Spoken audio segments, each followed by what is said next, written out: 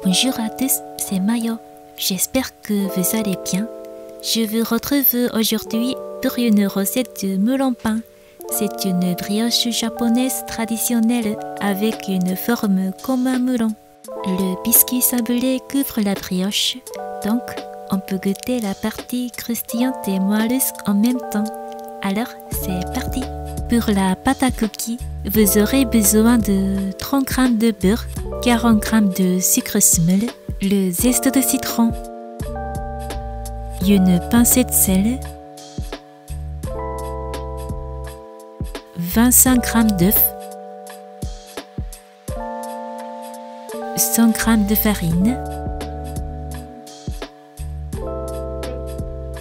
On commence par mettre le beurre mou et le sucre dans un saladier et on mélange bien avec une spatule.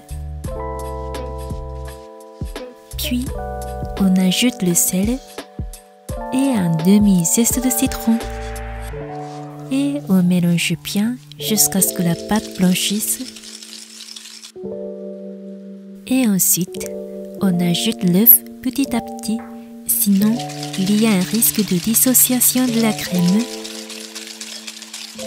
Donc, on ajoute l'œuf en 3 fois et chaque fois qu'on l'ajoute, on mélange très bien avec un fouet. 卵は分離しないように少しずつ加えていってください。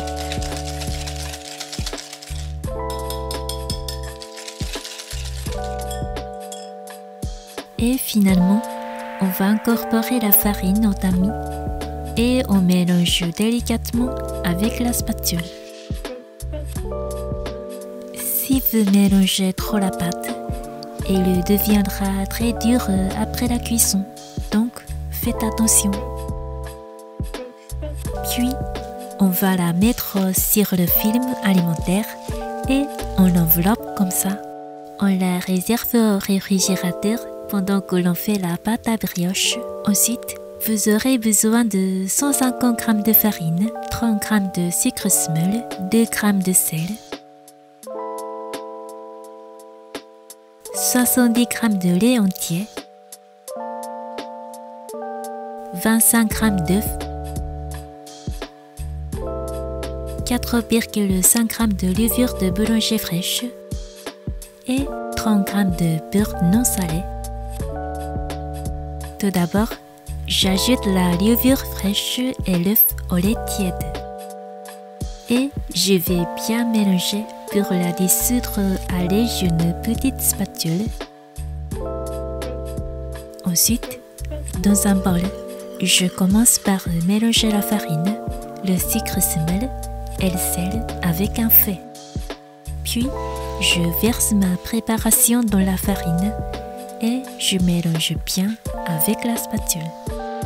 Et après, je pétris avec les mains comme ça.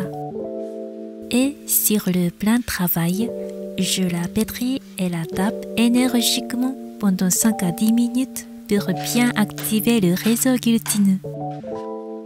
Et quand on obtient une boule de pâte lisse et homogène, on ajoute le beurre mou à température ambiante. Et on va continuer de pétrir la pâte et la taper avec les mains comme ça. Et voilà, la pâte est prête. On forme alors une boule bien homogène. On met un petit peu d'huile dans le fond de notre saladier. On met la pâte et on la laisse pendant 1 heure à 30 degrés. En attendant, on va préparer la pâte à cookies. On la prend du frigo et on la divise en 6 comme ça. Et on va faire une petite boule avec les mains. On les réserve au frigo jusqu'à ce que la pâte à brioche soit bien gonflée. Au bout d'1 heure, j'ajoute un petit peu de farine sur le dessus de la pâte pour éviter qu'elle ne colle pas au doigt et je vérifie la fermentation. Je fais un trait dans la pâte avec un doigt et si le trait revient et disparaît, je dois la laisser pousser encore un petit peu et si la pâte retombe, et le fermente trop. Je la coupe en 6 et je la dégaze. Et je formerai à nouveau une boule avec la pâte comme ça. Puis, je laisse reposer pendant 15 minutes à 30 degrés. Au bout de 15 minutes, je prends ma pâte et je mets un petit peu de farine sur mon plan de travail. Je vais dégazer mon pain en formant une boule avec les mains et ensuite on place la pâte à cookies entre le film alimentaire. Puis on va l'écraser à l'aide d'un rouleau à pâtisserie jusqu'à former un disque assez fin. Et ensuite, on va recouvrir chaque boule de pâte à pain avec un disque de pâte à cookies comme ça. Et on fait pareil avec le reste.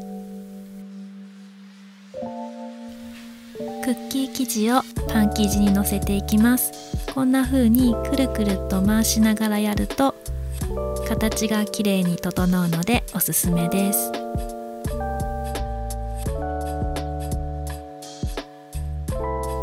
裏はこんな感じ。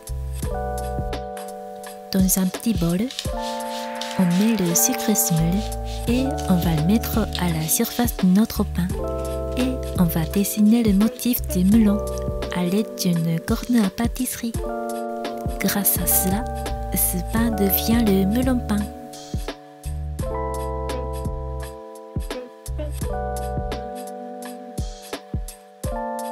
Ici, やっとメロンパンっぽくなってきました。こんな風にカードを使ってメロンの模様を描いていきましょう。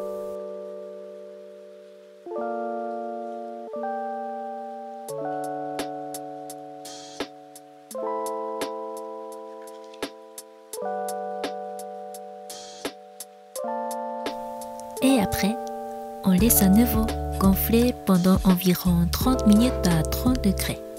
Et au bout de 30 minutes, on va mettre au four préchauffé à 170 degrés pendant 15 minutes. Et voilà, ça sent bon. Il semble super bon. Lorsqu'il est encore chaud, on va se régaler. Il n'a pas du tout un goût de melon malheureusement, mais croustillant à l'extérieur et moelleux à l'intérieur. C'est très populaire au Japon et mon amie française aussi adore ce pain japonais, donc je suis contente de pouvoir le présenter. La recette est terminée. Bon appétit à tous! J'espère que la recette vous aura plu. N'oubliez pas de mettre un petit j'aime. N'hésitez pas à vous abonner à ma chaîne pour ne pas manquer la prochaine vidéo. Prenez soin de vous. À bientôt. Mata ne!